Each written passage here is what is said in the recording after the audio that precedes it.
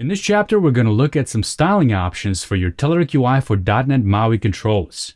You'll be pleased to find that styling Telerik controls follows pretty much the same rules as styling standard .NET MAUI controls. And in fact, many controls use the same exact style-related property names as native MAUI controls do, so you'll feel right at home here. With that said, each control's styling options are documented on the Telerik site, so always refer to the docs for the most up-to-date information on styling options. Alright, let's get started. Styling is accomplished by styling individual component properties. If we go over to controls here, and then you can select, for example, button, you'll see a styling section here. This will document what properties you're able to style. Here's an example of a rad button being styled. And we actually have a rad button right over here. If I go to add, this is our rad button. This is our old button, just there for comparison, but let's style this bottom one.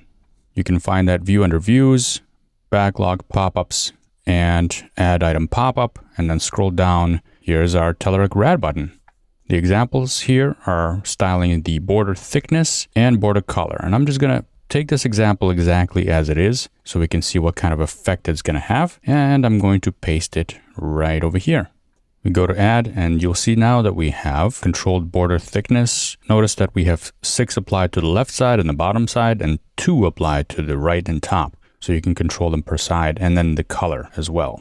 Now the documentation does show you some examples, but you're not limited to these. You can discover the API of what's stylable by using the control and the IntelliSense. So for example, a common one you might want to change is background color.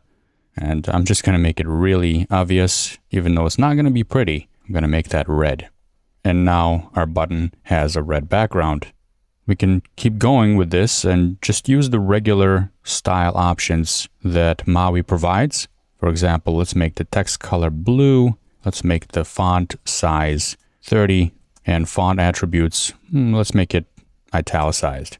And there we go. And that's pretty much all you need to know about styling these common properties. Now, each component also might have their own properties to style that are not common properties. You can see an example of this, let's say in the tab view.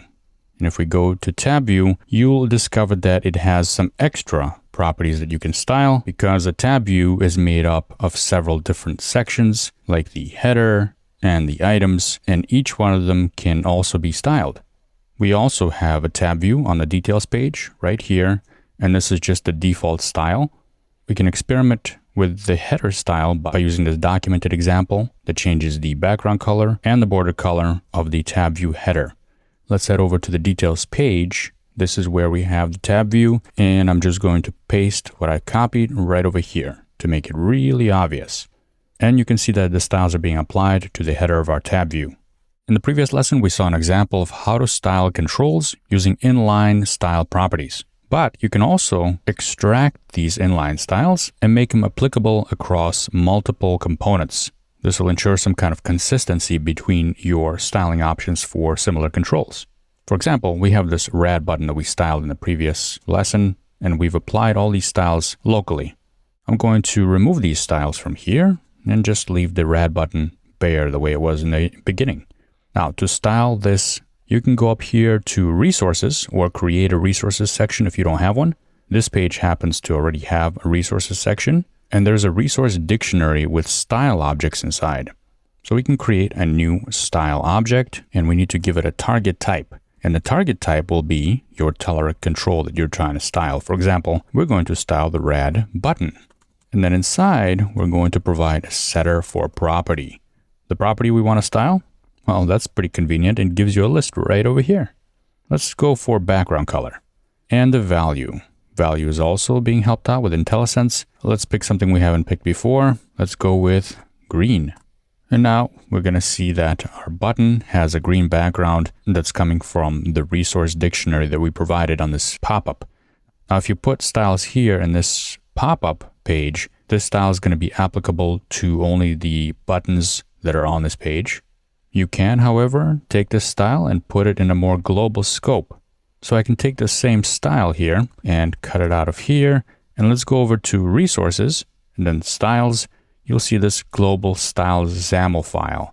We can add our style that targets our Telerik button right here, and let's change the color to blue so that we know it's changed. But right now, if you run this and you don't have Telerik in the namespaces up above, it's going to give you an error. So make sure you add the Telerik namespace right over here in styles.xaml as well, just like we've been doing all along.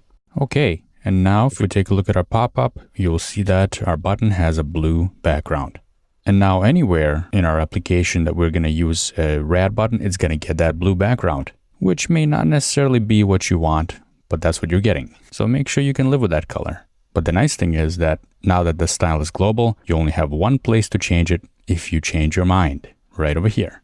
Another supported styling method is using palettes. An example of this is the chart control. If you go to the Cartesian chart, that's the one that we've implemented, and it can be found on the dashboard. This one right here. You can see the properties listed here, and one of them is a palette or chart palette. Let's take a look at chart palette now. I'm going to go over here to our app and open up the dashboard page. And here is our red Cartesian chart. We're going to add another element inside of it right after the series, and I'm going to paste this in. This is the Telerik red Cartesian chart dot palette. So we're defining the palette property, and it's of type chart palette. Here are the entries. I have a red palette entry with the fill color of red, stroke color of transparent, and a green one. And this is going to apply these colors in order of our series. So for the first series, which are open items, the red palette color is going to be applied. And for the second one, the green one is going to be applied. Now, if we go to the dashboard, you'll see that we have new colors for all the bars. There's a few more things you can do with palettes. If you go to the documentation and search for palette, you'll be able to see how you can style pie charts and different areas of the charts with palettes. Congratulations, you finished this course. We've covered several basic and advanced features that you can use to build your own applications, and you'll find more as you continue learning. I'm glad you joined me on this journey to learn how to use Telerik UI for .NET MAUI controls and features. Thank you for watching, and I hope you enjoy using Telerik UI for .NET MAUI.